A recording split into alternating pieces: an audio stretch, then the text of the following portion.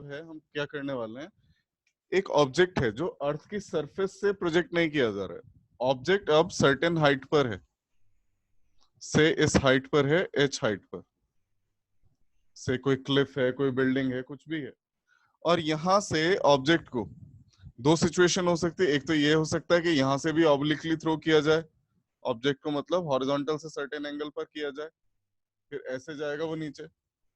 जो केस मैं डिस्कस करने वाला हूं वो कौन सा है, हॉरिजॉन्टल प्रोजेक्शन का, कि अभी जो उसको वेलोसिटी दी गई है u, वो कंप्लीटली हॉरिजॉन्टल है, इनिशियल वेलोसिटी कंप्लीटली हॉरिजॉन्टल है, उसका कोई वर्टिकल कंपोनेंट नहीं है। तो ये इस तरह के पाथ पर जाएगा। ये तो हम एक्सपीरियंस से बता सकते हैं। अगेन हमें करना वही है जो हमने पहले किया था प्रोजेक्टाइल के केस में। हमें पाथ की ट्रेजेक्टरी मतलब पाथ की इक्वेशन निकालनी है, ट्रेजेक्टरी की इक्वेशन निकालनी है, बताना है कि पाथ किस तरह का है, पैराबोलिक है, एलिप्टिकल है, किस तरह का है। फिर हमें फ्लाइट टाइम और रेंज निकालनी है। हाइट इस केस में नहीं होगी, हाइट तो ऑलरेडी एच है, हमें निकालना है फ्लाइट टाइम एंड रेंज। अब देखेंगे कैसे किया जाएगा। देखो बच्चों, जब इनिशियली थ्रो किया गया तो हॉरिजॉन्टल वेलोसिटी थी u, वर्टिकल वेलोसिटी क्या थी, 0। Horizontal initial velocity is u and vertical initial velocity is 0। तो मैं मानता हूं t टाइम में इसने x हॉरिजॉन्टल डिस्टेंस कवर किया है, तो क्या लिखेंगे, फॉर हॉरिजॉन्टल मोशन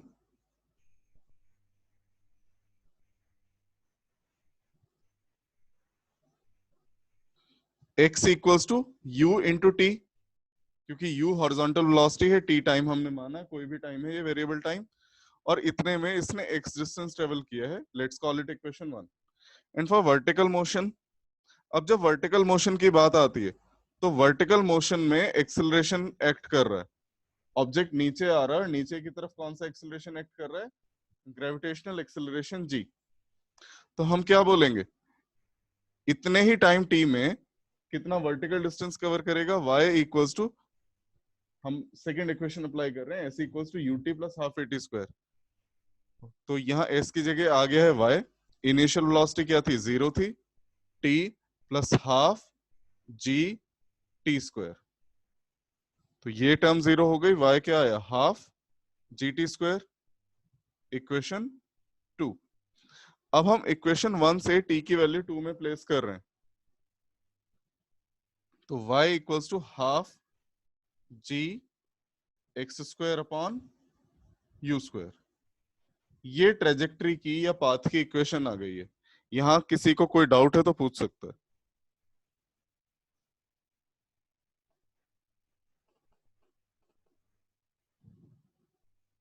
पूछना है बेटा किसी को कुछ? तो अब हम क्या कहेंगे, किस तरह का पाथ है, इलिप्टिकल है, सर्कुलर है, स्ट्रेट लाइन है, पैराबोलिक है, हाइपरबोलिक है, क्या है, कौन बताएगा?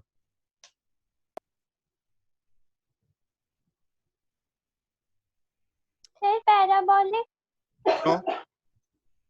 सर क्योंकि हमारा जो एक वेरिएबल है y इक्वेशन में, ट्रेजेक्टरी इक्वेशन में वो लीनियर है, और जो दूसरा है x वो हमारा क्वाड्रेटिक है, इसलिए। हाँ ठीक है। भार्गवी कुछ पूछना है बेटा? No sir. Ananya? No sir. किसी और बच्चे को? श्रेया, कशिश, पर्व, साक्षी?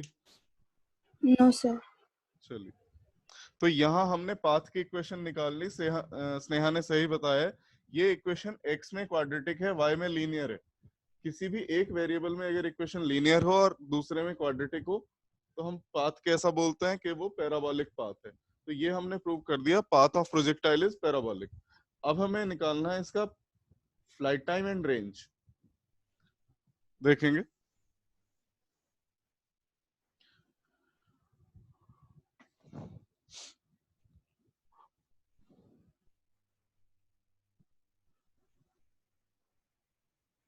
मोशन की सेकेंड इक्वेशन है s equals to ut plus half at square. Vertical distance total h है, तो s की जगह मैं प्लेस कर रहा हूं h। इनिशियल वर्टिकल वेलोसिटी 0 है, t plus half g T square. मतलब h हाइट गिरने में अगर t टाइम लगता है तो हम t की वैल्यू निकाल रहे हैं यहां से। तो ये क्या आ गया, h equals to half g t square और t square equals to 2h upon g, t equals to under root 2h upon g. यही क्या है इसका फ्लाइट टाइम, मतलब इतनी देर तक प्रोजेक्टाइल हवा में रहेगा, इसके बाद नीचे गिर जाएगा। कोई डाउट किसी को? सर ये फिर से बता दीजिए। बेटा हमने कहा प्रोजेक्टाइल को यहां से थ्रो किया गया है, टोटल वर्टिकल डिस्टेंस उसने कितना कवर करना है, h। उसकी इनिशियल वर्टिकल वेलोसिटी क्या है, 0, और एक्सेलरेशन क्या है, g। तो सेकंड इक्वेशन में प्लेस कर रहा हूं, total displacement is h, initial vertical velocity is 0, time हमें उसकी वैल्यू निकालनी है टाइम की, हाफ a की जगह g t स्क्वायर। तो ये वाली टर्म तो 0 हो गई, 0 इंटू टी, क्या बचा h equals to half g t square, और हमें वैल्यू किसकी निकालनी थी, t की, तो t square equals to 2h upon g और t equals to under root 2h upon g. इतना टाइम लगा है इसको ऊपर से सरफेस तक आने में। क्लियर है? Yes sir. किसी को अगर कुछ पूछना है तो बोलें। सर यू 0 की ले रहे हैं। बेटा वेलोसिटी जो हमने ली है वो पूरी तरह हॉरिजॉन्टल ली है, उसका हॉरिजॉन्टल से एंगल किया है थीटा इक्वल्स टू 0। अब अगर हम पुराने वाला कंसेप्ट लगाएं, हॉरिजॉन्टल कंपोनेंट क्या हुआ करता था, u cos थीटा, तो u cos 0 कितना आ गया, सिंपली u, और वर्टिकल कंपोनेंट हुआ करता था u sin theta, u sin 0 क्या आएगा, 0। तो हॉरिजॉन्टल वेलोसिटी तो सेम रही u, और वर्टिकल वेलोसिटी क्या हो गई है, 0। क्लियर बेटा? श्रेया? Yes sir. सर हाँ जी। सर ये y हमने पाथ निकाला था ना इसका, हाँ ये y equals to half g x square upon u square. हाँ, ये पाथ की इक्वेशन है, ट्रेजेक्ट्री की। ठीक है। ये फ्लाइट टाइम आ गया। अब हमें बतानी है रेंज। बेटा हॉरिजॉन्टल डायरेक्शन में तो कोई एक्सेलरेशन नहीं लग रहा है, कांस्टेंट स्पीड है u, तो रेंज सिंपली क्या होगी, अगर मान लिया ये है r रेंज, तो रेंज का फॉर्मूला क्या होगा, r equals to distance into speed into time, distance is equal to speed into time. Distance r equals to speed है u और टाइम है under root 2h upon g। तो simply ये range आ गई u under root 2h upon g। Clear है ये? मैंने बोला हॉरिजॉन्टल डायरेक्शन में कोई फोर्स नहीं लग रहा है, फोर्स नहीं तो एक्सेलरेशन भी नहीं है, तो हॉरिजॉन्टल वेलोसिटी जितनी थी u थी, u ही बनी रहेगी। अब डिस्टेंस का फॉर्मूला क्या होता है, speed into time, speed is u and time is, यहां हमने निकाल रखा है, तो ये इतनी दूर जाएगा, r equals to u under root 2h upon g। कुछ पूछना है तो बोलो बच्चों। No sir.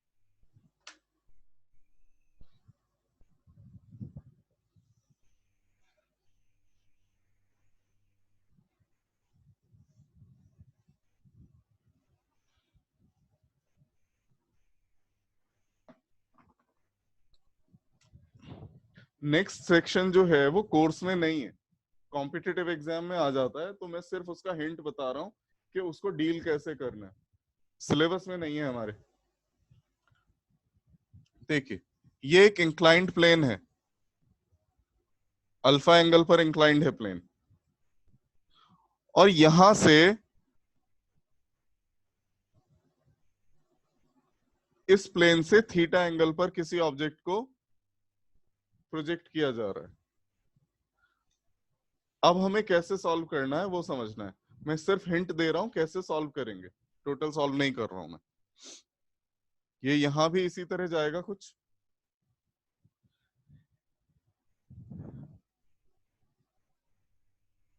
इस केस में बेटा देखो ग्रेविटेशनल एक्सेलरेशन जी तो अभी नीचे ही एक्ट कर रहा होगा, मैं यहां बना देता हूं इस चीज को। ग्रेविटेशनल एक्सेलरेशन तो अभी नीचे एक्ट कर रहा है। अगर ये एंगल अल्फा है तो ये वाला भी अल्फा ही होगा। तो इस केस में ग्रेविटेशनल एक्सेलरेशन, क्योंकि एक वेक्टर क्वांटिटी है, उसको रिजॉल्व कर लेते हैं हम। इसका इधर वाला कंपोनेंट आएगा जी कॉस अल्फा और इधर वाला कंपोनेंट आएगा जी साइन अल्फा। तो अब इस सिचुएशन में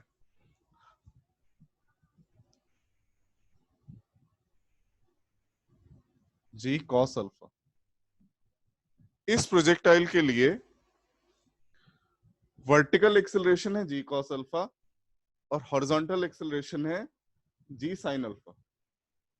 जबकि हमारे ऑर्डिनरी केसेस में हॉरिजॉन्टल डायरेक्शन में कोई एक्सेलरेशन नहीं होता था और वर्टिकल एक्सेलरेशन हुआ करता था जी। तो बाकी सारा मेथड सेम है। हमने क्या करना है, वर्टिकल एक्सेलरेशन की जगह क्या लेंगे हम, जी कॉस अल्फा, और हॉरिजॉन्टल एक्सेलरेशन की जगह जी साइन अल्फा।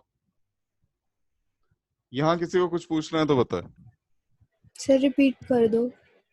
बेटा हमने ये बोला, देखो ध्यान से, ये एक इंक्लाइंड प्लेन है। पहले तो ये बात समझ लें हम, से ये एंगल अल्फा है,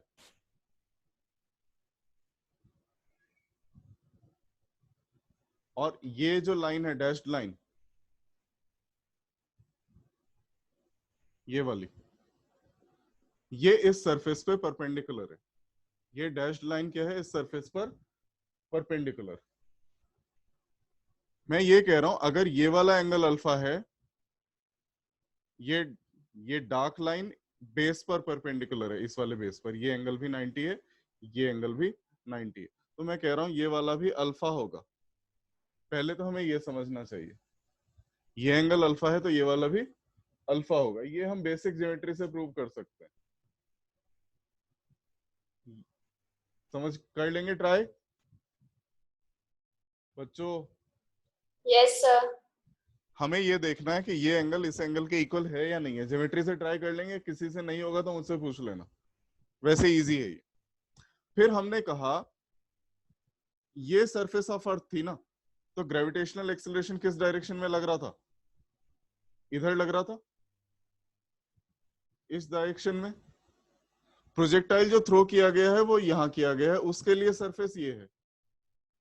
एक्चुअल अर्थ की सरफेस ये है, पर उस प्रोजेक्टाइल के लिए सरफेस क्या है, ये। उसके लिए वर्टिकल डायरेक्शन कौन सी होगी, ये वाली, है ना। ये जो लाइंस में ड्रॉ कर रहा हूं ये है ना वर्टिकल डायरेक्शन उस प्रोजेक्टाइल के लिए। तो क्लियर है इतनी बात। Yes sir. अब देखो, अगर ये एंगल अल्फा है तो हम जानते हैं, मान लिया कोई वेक्टर होता है ए, से ये वेक्टर है ए, इधर एंगल बन रहा है थीटा, तो इसका इधर वाला कंपोनेंट क्या आता है, ए कॉस थीटा, और इसके परपेंडिकुलर, इस वाले के परपेंडिकुलर क्या होता है, ए साइन थीटा। ये भी हमने पहले पढ़ा है। तो इस बेसिस पे मैं क्या कर रहा हूं, जी को रिजॉल्व कर दिया, जी को दो कंपोनेंट में तोड़ दिया। एक कंपोनेंट तो क्या आया उसका, जी कॉस अल्फा, और दूसरा कंपोनेंट क्या आया, जी साइन अल्फा। जी का रेजोल्यूशन समझ में आ गया ग्रेविटेशनल एक्सेलरेशन का। Yes yes sir. श्रेया बेटा, यस सर। यहां अभी यहां तक हमने सिर्फ जी को रिजॉल्व किया है। अब देखो, उस प्रोजेक्टाइल के लिए सरफेस ये है, सरफेस के अलोंग कौन सा एक्सेलरेशन लग रहा है, जी साइन अल्फा। मतलब उस सरफेस के लिए हॉरिजॉन्टल एक्सेलरेशन ये है, उस सरफेस के लिए हॉरिजॉन्टल एक्सेलरेशन क्या है, जी साइन अल्फा, और वर्टिकल एक्सेलरेशन क्या है, जी कॉस अल्फा। वर्टिकल एक्सेलरेशन उस सरफेस के लिए क्या है, जी कॉस अल्फा, क्योंकि उसकी वर्टिकल डायरेक्शन तो यही है ना सरफेस की। क्लियर है बच्चों ये बात। Yes sir. अब मैं और करके दिखा देता हूं, सॉल्व आगे बता देता हूं किस तरह से होगा, देख लेंगे। डस्टर रख के भूल गया। तो यहाँ इस डायग्राम से हमने जो कंक्लूजन निकाला है वो सिर्फ ये है कि हॉरिजॉन्टल डायरेक्शन में, पहले हॉरिजॉन्टल डायरेक्शन में कोई फोर्स नहीं होता था, अब हॉरिजॉन्टल डायरेक्शन में भी फोर्स है, और उसकी वजह से एक्सेलरेशन क्या है, जी साइन अल्फा, और वर्टिकल डायरेक्शन में जी कॉस अल्फा। तो लेट्स से टी टाइम में हॉरिजॉन्टल डिस्टेंस, टी टाइम में हॉरिजॉन्टल डिस्टेंस जो इस पे यहां से यहां तक ट्रेवल करता है वो कितना होगा, let's say x equals to, अब अगेन इक्वेशन ऑफ मोशन लगेगी, तो s इक्वल्स टू क्या हुआ करता है, ut plus half at square, ये हुआ करता है। सिचुएशन ये थी, ये अल्फा है और यहां से भी थीटा एंगल पर प्रोजेक्ट किया जा रहा है, तो इसके अलोंग जो इनिशियल वेलोसिटी क्या आएगी, वो क्या आएगी, u cos थीटा, और इधर u sin थीटा। तो इनिशियल वेलोसिटी की जगह अब u नहीं डालेंगे, हम क्या डालेंगे, u cos theta into t plus half, acceleration की जगह वर्टिकल डायरेक्शन में एक्सेलरेशन कौन सा लग रहा था, जी साइन अल्फा, लेकिन ध्यान से देखें जी इधर था, जी कॉस अल्फा इधर था, और जी साइन अल्फा इस डायरेक्शन में था, मोशन के अपोजिट डायरेक्शन में, मोशन के ऑपोजिट डायरेक्शन में, तो माइनस साइन के साथ ट्रीट करेंगे इंटू टी स्क्वायर। ये आ गई फर्स्ट इक्वेशन। इसी तरह सेकेंड इक्वेशन क्या होगी, y equals to initial vertical velocity कितनी है, u sine theta into t plus half g की जगह, अब वर्टिकल डायरेक्शन, ऑब्जेक्ट ऊपर जा रहा है, इसमें ऑब्जेक्ट इधर जा रहा है ऊपर की तरफ, एक्सेलरेशन लग रहा है नीचे की तरफ, तो ये भी माइनस का ट्रीट होगा, minus g cos alpha into t square. अब इन दोनों को हम कंबाइन करेंगे तब जाके ट्रेजेक्टरी की इक्वेशन आएगी। यहां से टी की वैल्यू इसमें सब्स्टिट्यूट की जाएगी या इससे इसमें की जाएगी। ये क्वाड्रेटिक इक्वेशन है, क्वाड्रेटिक फॉर्मूला से निकलेगा इसका रूट टी का। पूछना है किसी को कुछ? ये कॉम्प्लिकेटेड है, सिलेबस में नहीं है हमारे, ये सिर्फ कॉम्पिटिटिव के लिए है। सर ऑब्जेक्ट ऊपर कहाँ जा रहा है? बेटा हमने ये कहा ना, देखो ये इंक्लाइंड प्लेन है, जैसे एलिवेशन है कोई, ये ऑब्जेक्ट ऐसे फेंका ना, तो इनिशियली वो कहाँ जा रहा है, हाइट अचीव कर रहा है ना इस प्लेन के रिस्पेक्ट में, ऊपर की तरफ ही तो जा रहा है, और एक्सेलरेशन उस पर किधर लग रहा है, नीचे की तरफ। ये वर्टिकल सिचुएशन के लिए, हॉरिजॉन्टल सिचुएशन के लिए वो जा रहा है इधर और एक्सेलरेशन लग रहा है अपोजिट साइड में, तो दोनों केस में इसीलिए हमने माइनस साइन लिया। क्लियर? Yes sir. किसी को पूछना है? समझ में नहीं आया होगा ये, इसीलिए कोई बोल नहीं रहा है। बच्चों सर एक बार फिर से बता दीजिए। बेटा हमने ये कहा है, हम किसी इंक्लाइंड प्लेन पे खड़े हैं, जैसे कोई चढ़ाई है कहीं, किसी क्लिफ की तरफ जा रहे हैं, रोड होती है इंक्लाइंड होती है। अब रोड हमें तो लेवल ही दिखाई देती है ना, मैं स्टार्टिंग से रिपीट कर रहा हूं, इस बार ध्यान से सुनेंगे सब। मैं ये कह रहा हूं, ये अर्थ की सरफेस है, एक्चुअल सरफेस, और हम चल रहे हैं इस पाथ पर, तो हमारे लिए तो हॉरिजॉन्टल ये है, एक्चुअल हॉरिजॉन्टल ये है, हमारे लिए ये है प्रोजेक्टाइल के लिए। अब प्रोजेक्टाइल को यहां से थीटा, ये वाला एंगल क्या है थीटा, ये वेलोसिटी क्या है u, और ये एंगल क्या है अल्फा, यहां से थ्रो किया गया, प्रोजेक्टाइल ऐसे जाएगा इस पाथ पर।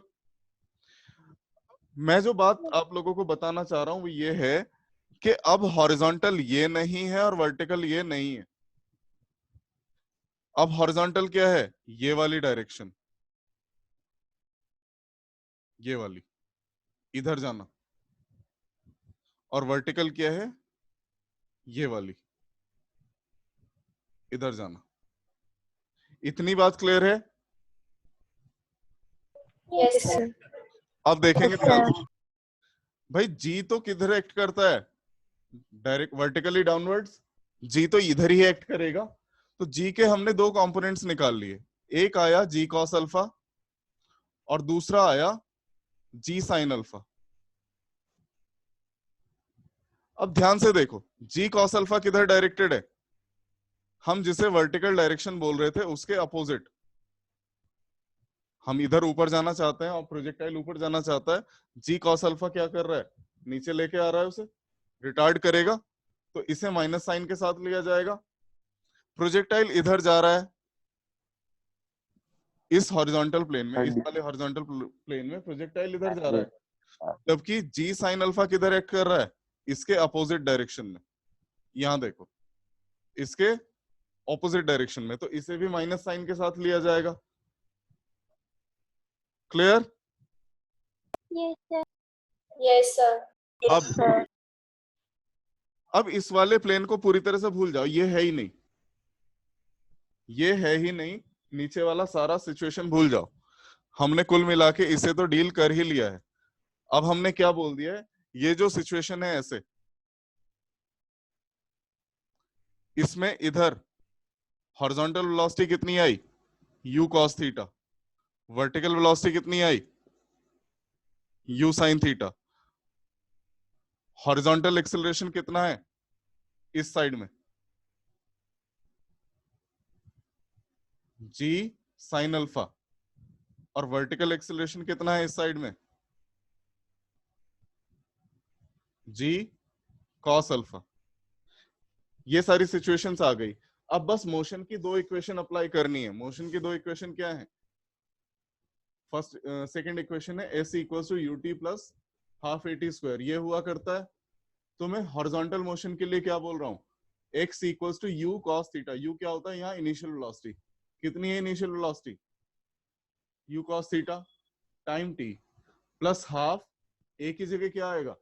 भाई ऑब्जेक्ट इधर जा रहा है और जी साइन अल्फा लग रहा है अपोजिट डायरेक्शन में, ठीक, तो माइनस साइन के साथ ट्रीट होगा इंटू टी स्क्वायर। और इसी तरह वर्टिकल मोशन के लिए, मतलब ये जो ऊपर जा रहा है, इसके लिए y equals to initial velocity u sine theta into t plus half.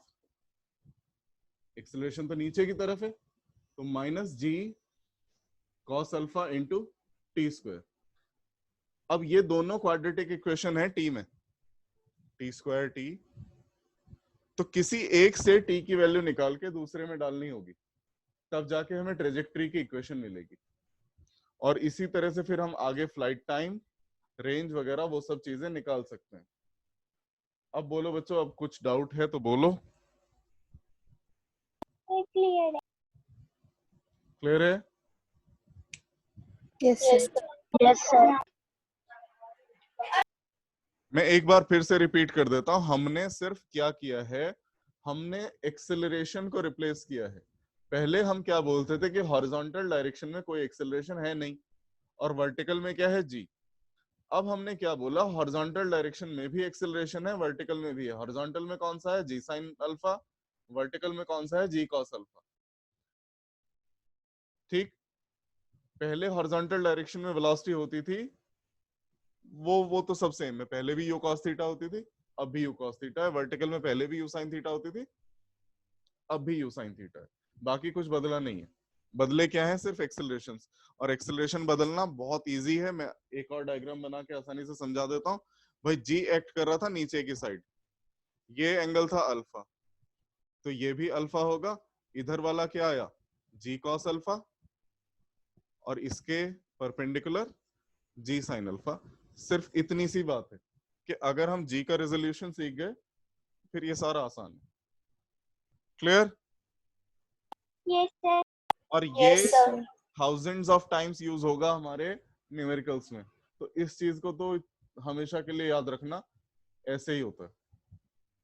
Force के अधिकतर न्यूमेरिकल्स में ये कंसेप्ट यूज होगा। चलो, अब अगला टॉपिक है हमारा uniform circular motion. Uniform circular motion आप लोगों ने 10th में, वो 9th क्लास में पढ़ा था, याद है किसी को? अनन्या,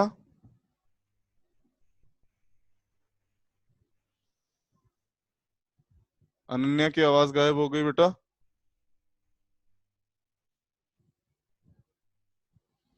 साक्षी, uniform circular motion.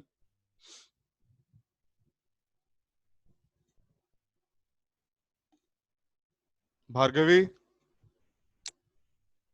No sir, याद नहीं है।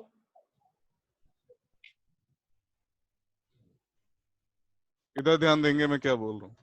देखो, यूनिफॉर्म मोशन कहा जाता था। हाँ जी, सर मैं बोलूं? बोलो। सर जब भी कोई ऑब्जेक्ट सर्कुलर पाथ में सेम स्पीड से चल रहा होता है तो वो होता है यूनिफॉर्म सर्कुलर मोशन। हाँ बिल्कुल ठीक है, ठीक बताया बेटा। अब यहाँ देखेंगे सब, ये एक सर्कुलर पाथ है, दिख नहीं रहा है, दोबारा ड्रॉ करता हूँ।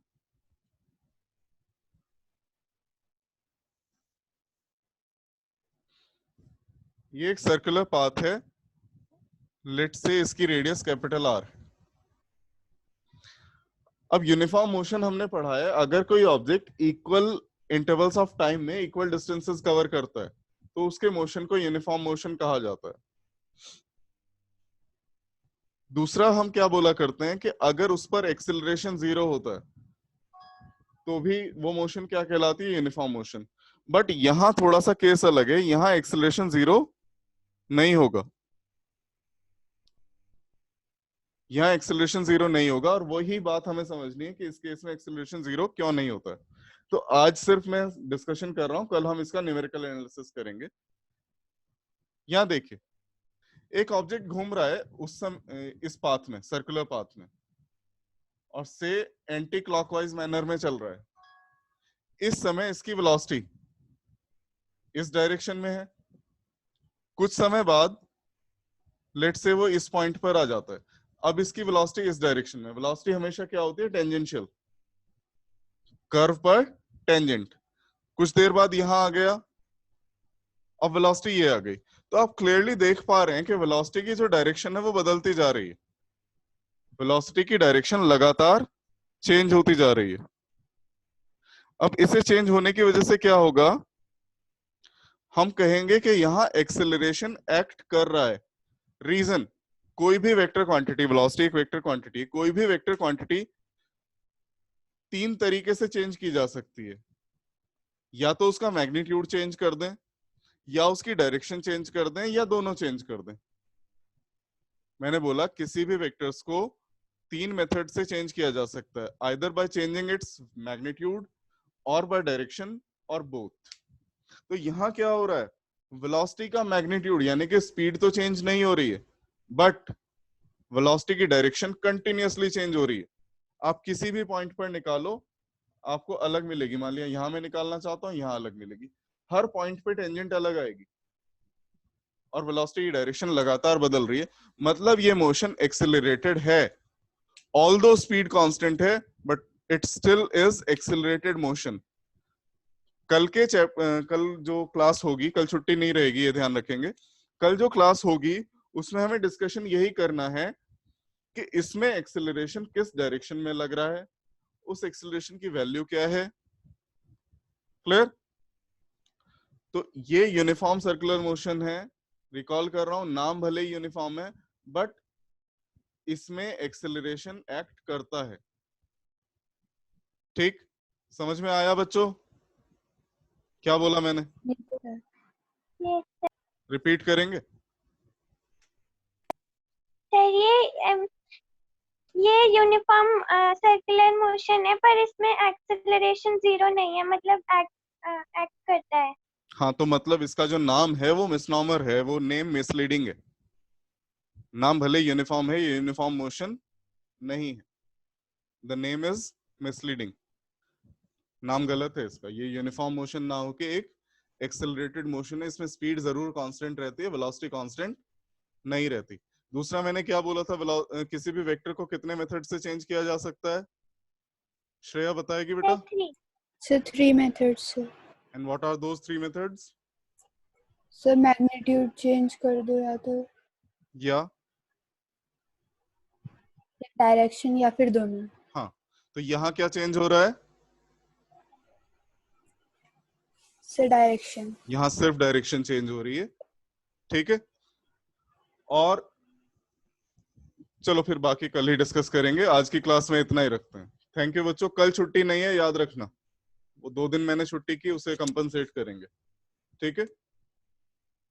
थैंक यू बच्चों।